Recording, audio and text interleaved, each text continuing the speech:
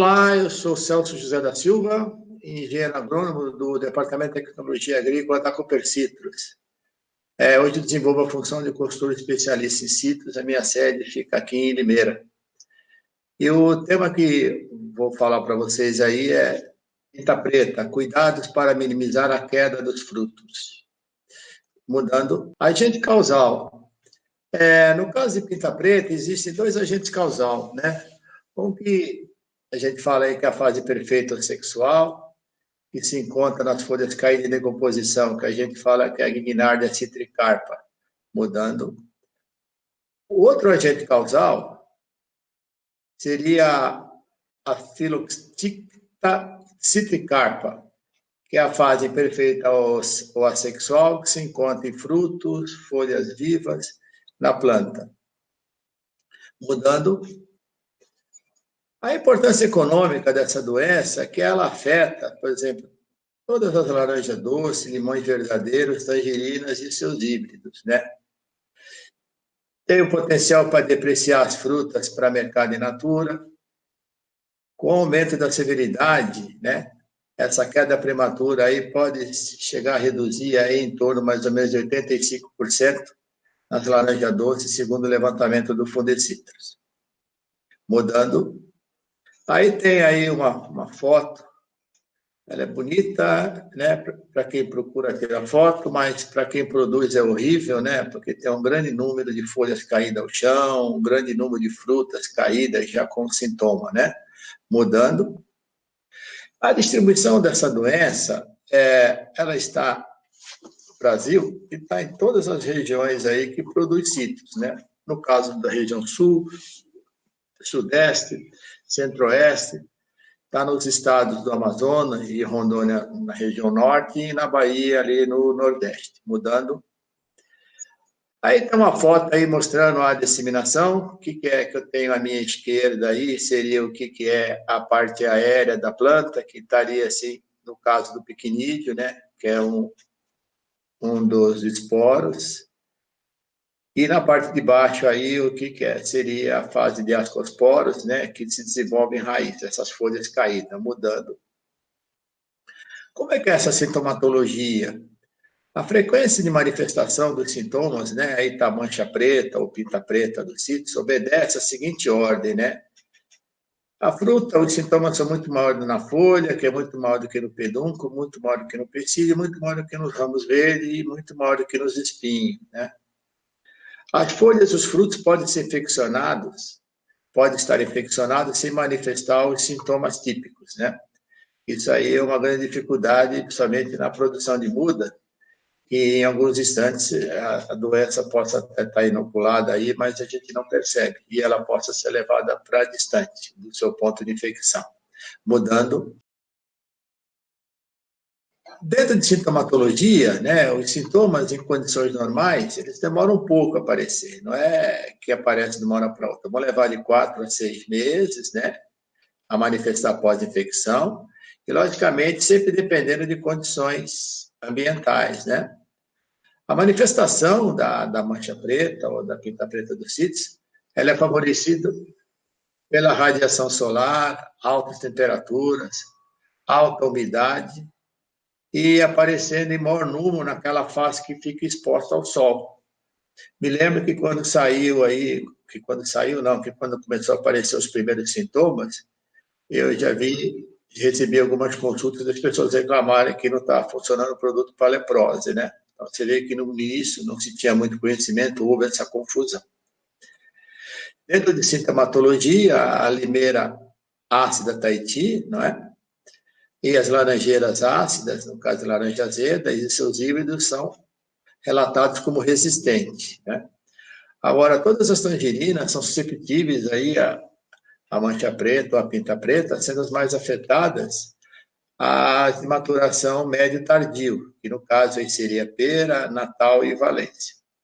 Mudando. Outra sintomatologia também que aparece seria também na questão dos limoeiros, né? Limoeiro verdadeiro, nos pomeleiros, e algumas variedades de tangerina, como porcã, cravo do Rio, né? Lima da Pérsia, e especialmente, no caso dos tângoro, a murcote. mudando. Falando um pouquinho dos sintomas característicos da doença, porque são vários sintomas, né, que essa doença, como ela se expressa. A manchadura é um sintoma mais típico da doença. Aparece logo após a mudança da cor da casca, né? Quando ela começa a embandeirar. As lesões apresentam uma borda saliente, uma borda marrom escura ou negras. O centro fica deprimido, de cor palha com pontinhos escuros, que seria aí o picnídeo, nos quais são formados os esporos, né?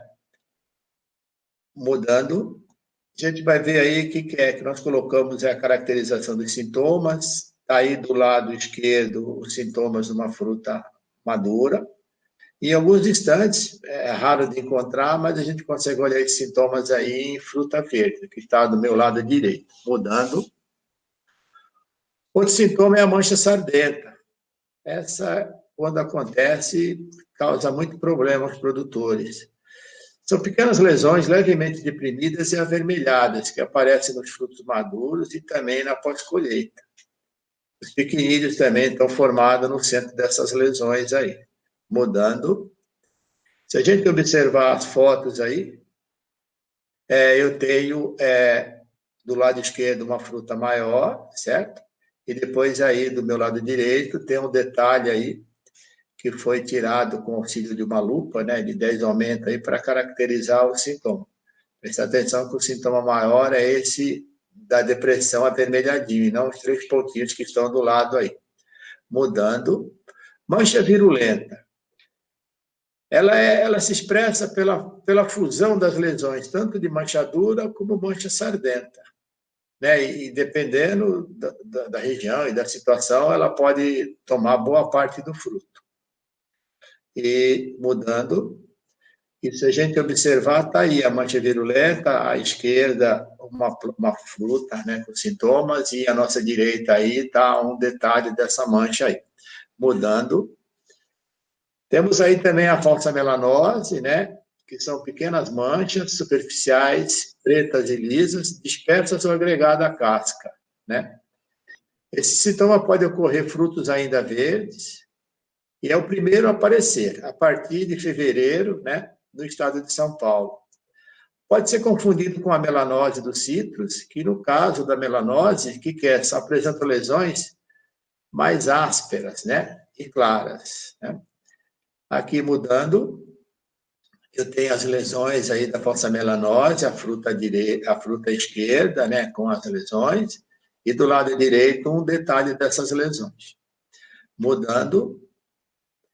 Os sintomas de mancha rendilhada já são pequenas lesões escuras em superfícies lisas. Esse sintoma não tem aqueles bordes definidos, como tem lá no caso da manchadura, certo? Em geral, as lesões tomam grande parte da superfície do fruto, sendo em alguns casos, né, com aspecto de lágrima. Mudando. Aí está o sintoma da mancha rendilhada. Do lado direito, do lado esquerdo, uma fruta com sintomas, e do meu lado direito também uma outra fruta com sintomas. Mudando. A mancha trincada. Aí já tem uma associação aí com outro agente aí. São lesões superficiais escuras, sem formato e tamanho definido, que aparecem em frutos verdes e ficam trincadas à medida que ocorre o amadurecimento. Está associada à presença do ácaro da falsa ferrugem. Importante isso daí. Então, muitas vezes a gente acha que está fazendo um controle e aí vem uma outra praga aí e ajuda a complicar aí. Mudando, se a gente observar aí, está o sintoma da mancha trincada, né, bem característico, e do lado direito aí o detalhe. Mudando. Agora, os sintomas em folhas, né, não é muito comum, né? Mas é facilmente contado em limões verdadeiros.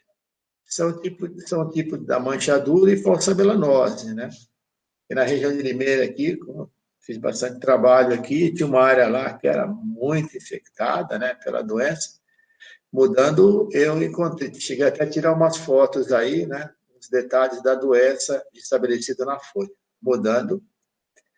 Aí nós temos aí um painel que mostra o ciclo da doença da pinta preta, né? Com os detalhes, né? Como é que ela se propaga, como é que ela pode se disseminar, quem talvez possa contribuir, no caso aí de caminhões que entram na propriedade, a presença do vento.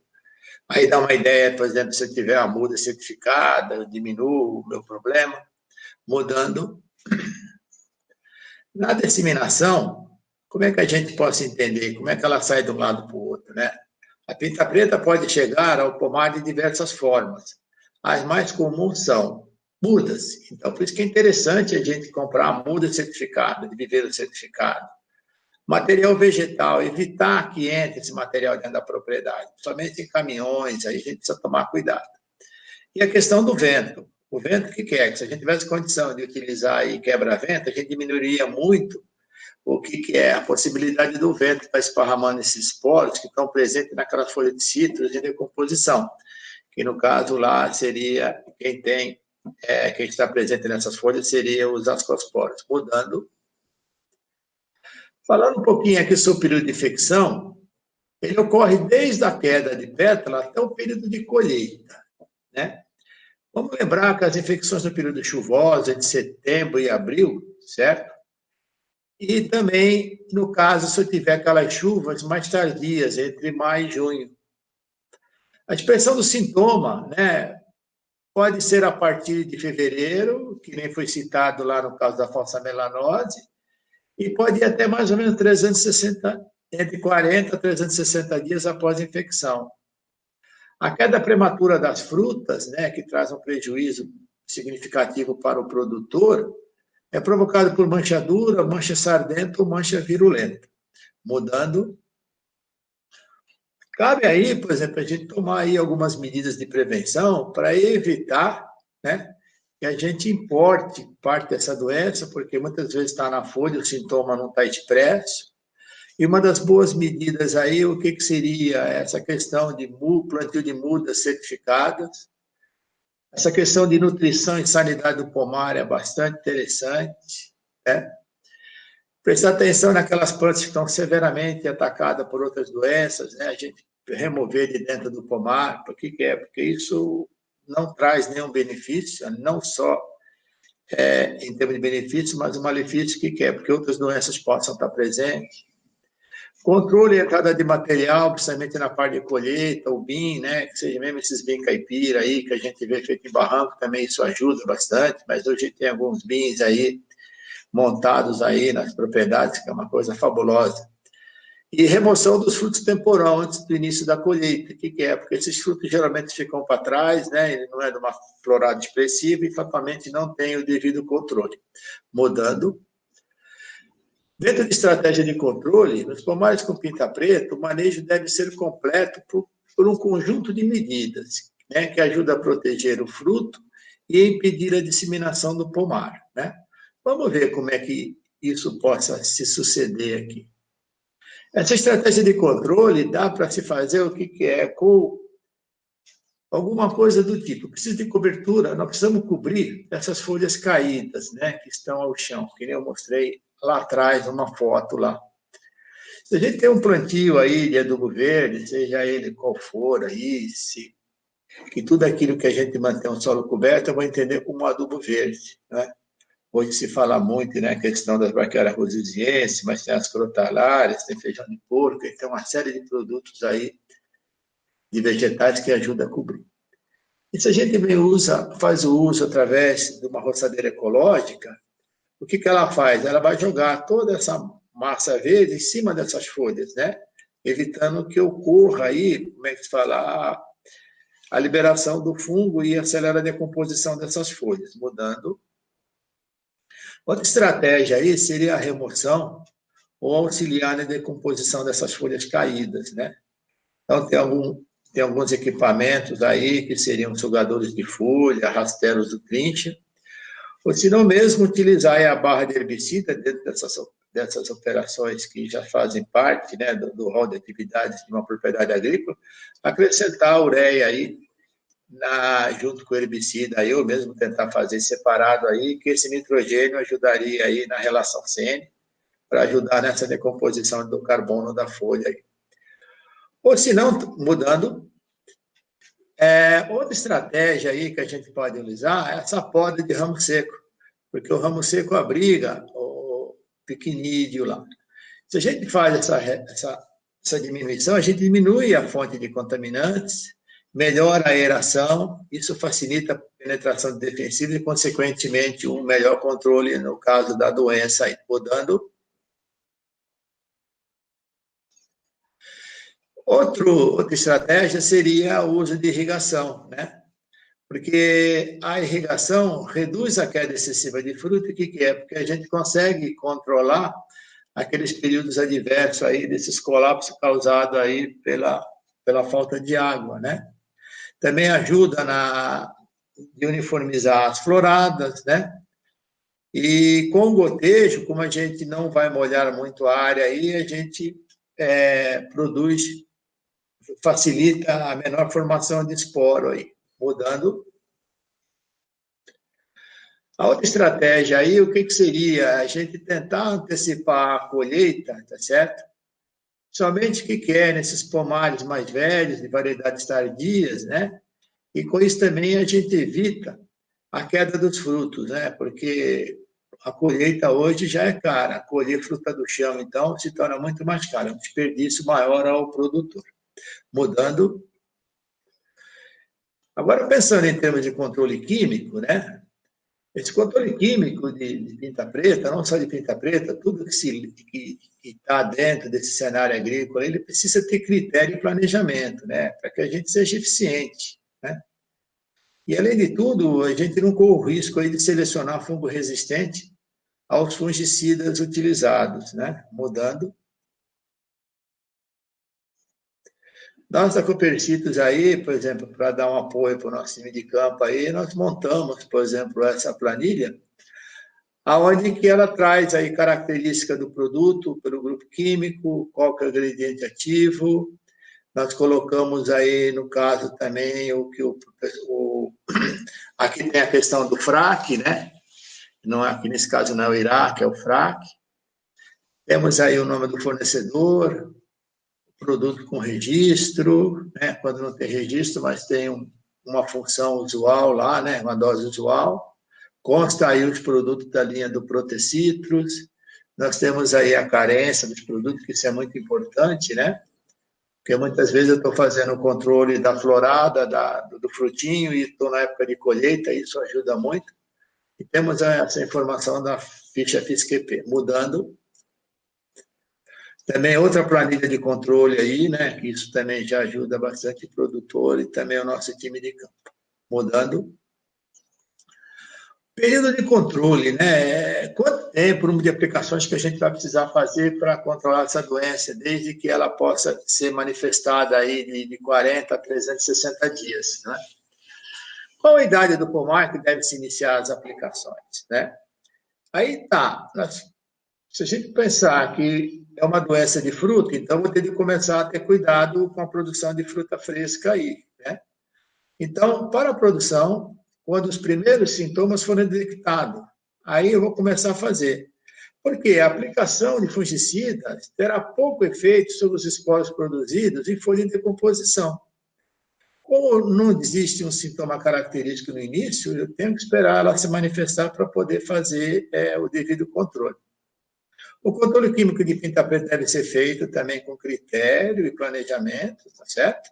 Para que a gente também não ajude, né, não crie problemas para selecionar fungo resistente. Mudando. Já no caso, por exemplo, ainda falando de qual idade do pomar que deve se iniciar, também em pomares jovens, é indispensável a utilização de roçadeira ecológica ou outras estratégias que ajudem a cobrir ou a degradar essas folhas caídas, que são os primeiros sintomas que a gente vai se reparar no caso de um plantio novo. Mudando. Agora, em qual período a safra deve estar, né, para a gente poder fazer as pulverizações? Mudando. Tenho aí trabalhos feitos desde 2001, 2002, né, sobre pinta preta, e vocês podem ver aí, por exemplo, são quase aí um bom tempo aí, são quase 15 safras, 16 safras, Eu tive aí o cuidado de selecionar por quinzena. Se eu pegar aí a primeira quinzena de setembro, a segunda de setembro, a primeira de outubro, a segunda de outubro, a primeira de novembro, a segunda de novembro, a data aí mostra quando eu comecei as minhas avaliações. Eu trabalhei bastante aqui com alguns produtos, que nem trabalhei com Cosaide, né? Trabalhei com o próprio piraclostrobin, o Comet, trabalhei um pouco com a azoxastrobina, né? Que era o antigo, agora era o Amistar, agora virou o antigo. Pouca coisa eu mexi também na casa também do Flint aí. E a gente percebe que tudo isso é regido por condição climática. Muitas vezes floresce na época, mas vem um período seco, que faz com que essa florada caia e venha uma segunda. Por isso que muitas vezes tem essa distribuição do início do controle aí. O Fundecitrus desenvolveu aí esse sistema de pulverização integrado do Fundecitrus.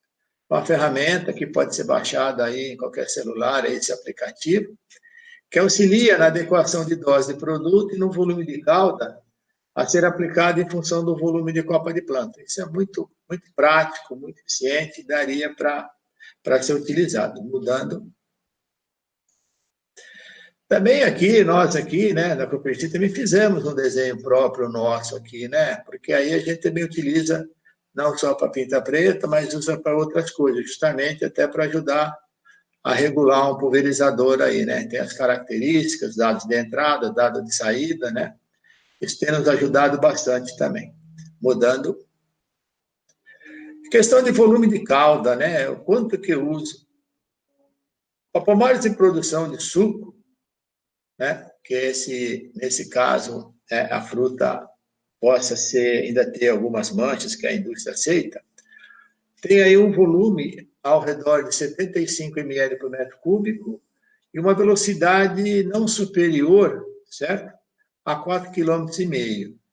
Agora, para quem produz fruta fresca para mercado in natura, esse volume de calda aí já sobe um pouquinho, passando para 100 ml por metro cúbico. Porém, a velocidade também, ela também precisa dar uma reduzidinha, né? Trabalhar entre 2 a 4, certo? Porque a gente consegue fazer uma boa distribuição de calda aí para poder controlar essa doença aí. Mudando. Trabalho feito pelo Fundecitrus aí mostrando, né? Que aí eu posso ter do meu lado direito aí, certo? Seria o que no caso de uma copa mais densa, certo? E do lado direito meu aí, tem lá o número B, seria que é para um pomar menos denso. E esse papelzinho hidrossensível aí dá para a gente uma ideia de como essas gotas estão chegando no interior da planta aí. A partir daí que aquelas sugestões de volume e velocidade, eles acabam sendo recomendados para nós aí, né? E para a comunidade citrícola de um modo geral. Foi relacionado aqui uma série de situações aí que possam prejudicar aí o controle, né? Que está tratada como erro aí. Os intervalos das aplicações, certo? Tem que ficar atento aí para essa questão de excesso de chuva ou atraso de colheita. Então, muitas vezes não pode ser assim muito fixo com isso, né? Tem que levar em considerações essas duas situações citadas, né? O momento da aplicação, esse florescimento tardio, períodos chuvosos, que nem eu citei lá anteriormente, né? Naquele gráfico que eu mostrei lá, naquela planilha, que muitas vezes se floresce tardiamente, ou se chove no período, a gente precisa fazer. E vamos lembrar que as distribirulinas, quando aplicadas, chegam a ter aí, nessas situações, um controle bastante razoável de 97%. O período de controle não finalizar, né? Repetir, não finalizar o programa de controle antes do final do período chuvoso, não é? Não vamos entregar a conta feita, não. Vamos prestar atenção naquelas chuvas que ocorrem aí para maio e junho. Em algumas situações, no caso das precoces, aí, quando se colhe mais cedo, talvez a gente tenha um alívio, mas nessas mais tardias a gente precisa ter um pouco mais de atenção. Um pouquinho mais aí a respeito aí de alguns probleminhas que possa ter na questão do controle, essa questão da adequação do pomar, né? Essa falta de poda, regulagem de altura em pomares novos, né? Isso muitas vezes vai fazer com que eu não deposite a calda da maneira adequada. Dose de produto, não reduzir a dose, nem para mais, nem para menos, né? Se for para mais, superdose, para menos, subdose. Prestar atenção também na velocidade de aplicação, certo? Acima de 4,5 km não é recomendado. E vamos lembrar que se for trabalhar com fruta fresca, fruta in natura, essa velocidade ela precisa ser mais ajustada ainda, ficar entre 2 e 4 quilômetros. Não esquecer de regulagem e calibragem, né? Manutenção preventiva, as gotas ao redor mais ou menos aí de 150 micra, e pressão de trabalhos aí entre 100 a 200 PSI, né, que é a pressão por polegada quadrada. Mudando,